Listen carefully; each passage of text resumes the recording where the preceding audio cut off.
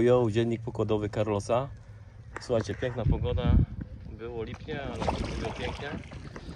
Zapraszamy na kajaki do Śremu, Wielkopolska. I co wam mogę powiedzieć? Kajaki wypożyczajcie i inny sprzęt, ale zawsze lepiej pamiętajcie dopłacić.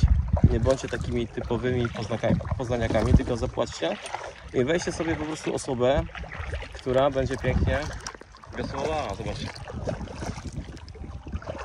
Wprawdzie ja też mam wiosła, ale po co się męczyć, jak jestem na urlopie, nie? Pozdrawiam wszystkich wagarowiczów i negusków. Szybciej, proszę pani, bo na obiad tutaj trzeba zdążyć. Bardzo dobrze. Prawa. Prostujemy. Bardzo dobrze. Super. Wychodzi trochę drożej jak taksówka, ale warto. Jo.